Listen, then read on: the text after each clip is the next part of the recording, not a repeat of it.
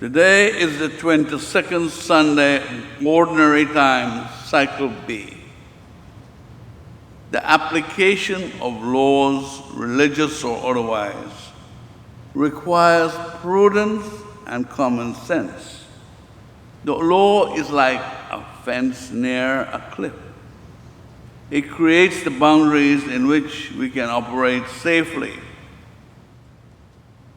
For example, vehicles are required to have front, rear lights, and brake lights, all of which makes it easier for us to drive safely at night.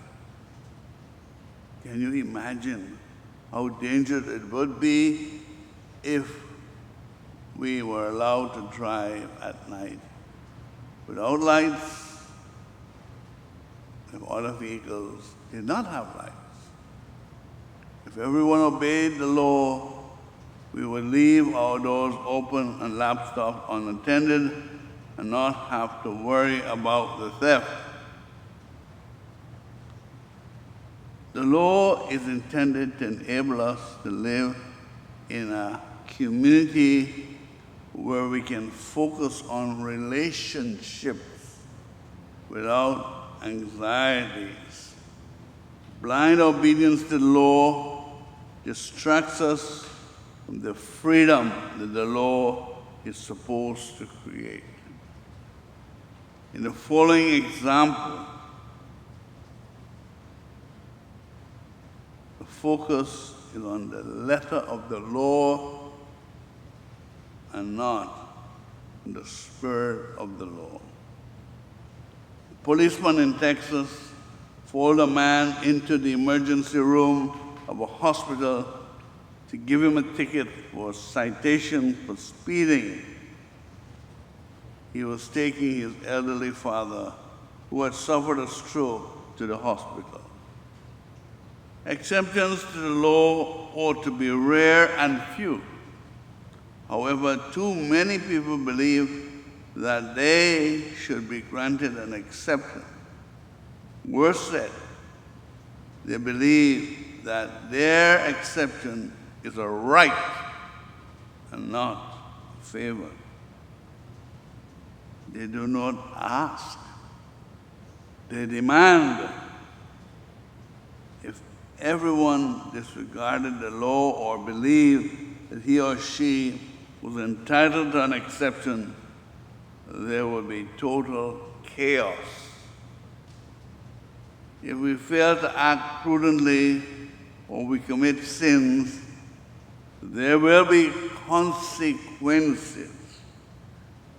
When King David committed adultery with Bathsheba, the wife of one of his soldiers, God forgave him when he repented. But strife and division never left his house. In the gospel, the scribes and the Pharisees criticized some of the disciples for not following the customs of washing their hands and the purification of vessels. Some of the Jews, some of Jesus' disciples were not devout Jews. For example, Matthew was a tax collector, or may have worked in rural areas where water was scarce and the purification rituals were not have been strictly observed. Jesus did not deny the validity of these rituals, but suggested that more emphasis should be placed on the avoidance of serious sins than on the sacred rituals that men created. He pointed out that sins come from the heart and not from the lack of purification rituals. Sins come from within the heart, which is what defiles a person.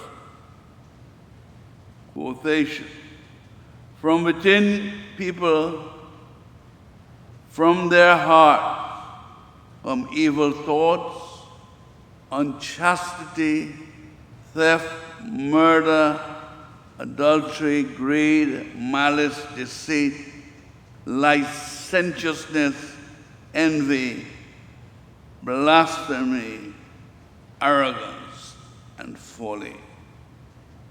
All these evils come from within, and they defile. Are we more preoccupied with our obligation to attend Mass every Sunday, which is important, than the evils which Jesus mentioned that come from within our hearts? Like he said, evil thoughts, unchastity, theft, murder, adultery, greed, malice, deceit, licentiousness, drunkenness, that is, envy, blasphemy, arrogance, folly.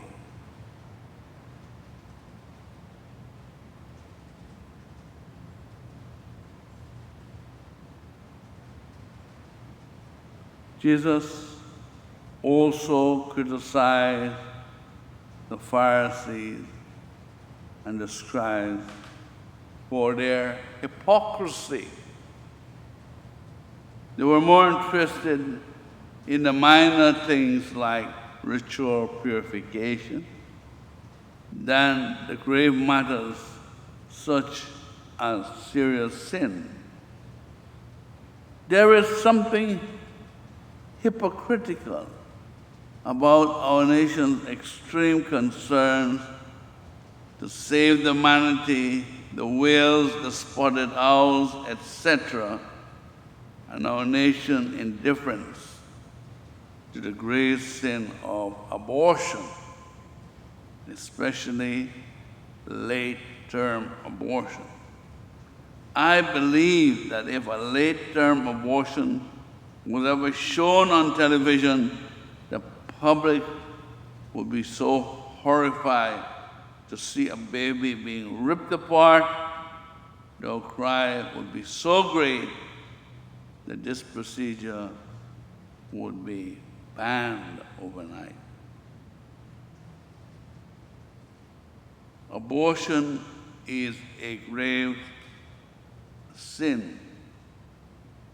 But when abortion was a grave sin, but when it was legal, it appeared to be the easiest solution to a very complex problem.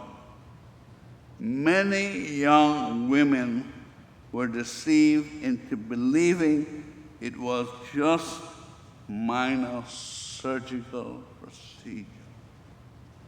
Many are hoping for the return to legality so that in their minds they know they may not have to face the reality that they had engaged in a horrible act. We have a very merciful God who would rather we acknowledge our sins and accept His forgiveness. The law could be worse. In Holland, a parent has 6 months after the birth of the child to terminate the baby if he or she has a serious birth defect.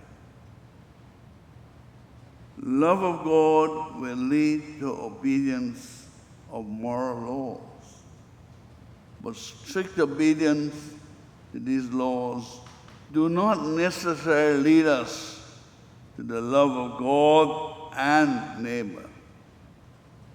We need to focus on that which deepens our love of God and neighbor. Our practice of mercy and kindness. Remember the words of St. Paul. Be doers of the word and not just hearers only, deluding ourselves. Religion that is pure and undefiled before God and the Father is this: to care for orphans and widows in their affliction and to keep oneself unstained by the world.